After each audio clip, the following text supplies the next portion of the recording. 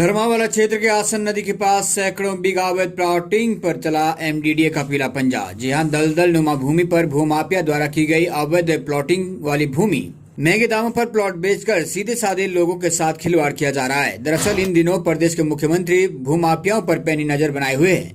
प्रदेश में जहां भी बिना अनुमति या एमडीडीए के नक्शे के पास किए बिना भूमाफिया खेती की भूमि पर प्लॉटिंग कर चांदी लूटने का काम कर रहे हैं, तो वहीं प्रदेश के मुखिया ऐसे भूमाफियाओं के खिलाफ काल बने हुए हैं।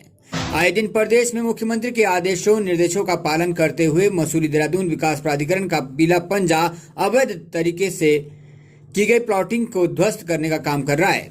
वहीं बावजूद उसके भी भूमाफिया टस से मस होने का नाम नहीं ले रहे हैं और इसके बावजूद भी लगातार अवैध प्लॉटिंग कर ऊंचे दामों में बेचकर काम कर रहे हैं। ताजा मामला विकासनगर तहसील क्षेत्र के चक्राता सहारनपुर नेशनल हाईवे से लगते हुए आसन पुल धर्मावाला क्षेत्र से सामने आया है, जहां भूमाफिया ने ऐसी सैकड़ों बीघा भूमि पर प्लॉटिंग कर दी, जिस भूमि पर कभी हरी भरी फसल लहराती थी, लेकिन आज दूर दूर तक सिर्फ और सिर्फ कंक्रीट का पहाड़ देखने को मिलता है।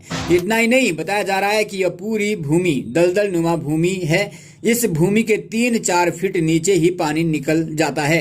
ऐसे में बाहरी लोगों को या फिर यूं कहें कि जमीन खरीदने वालों को यह बिल्कुल भी मालूम नहीं होता कि यह भूमि आशियाने बनाने लायक ही नहीं है। भूमाफिया सीधे साधे लोगों का बेवकूफ बनाने का काम कर रहे हैं। उन्हें तो सिर्फ अपनी जेब भरने से मतलब है, फिर चाहे किसी के भी साथ खिलवाड़ क्यों ना किया जाए। वहीं जब अवैध तरीके से की गई प्लॉटिंग की सूचना मसूरी देहरादून विकास प्राधिकरण के अधिकारियों तक पहुंची, तो इस पर संज्ञान लेते हुए आज विकास नगर प्राधिकरण के अधिकारियों की मौजूदगी में धामी सरकार का पीला पंजा इस अवैध प्लॉटिंग पर चल पड़ा और सैकड़ों बीघा भूमि पर की गई अवैध प्लॉटिंग को ध्वस्त किया गया। इसी के साथ हाईवे किनारे मेन एंट्री गेट को भी नेस्ता नाबूद कर दिया गया।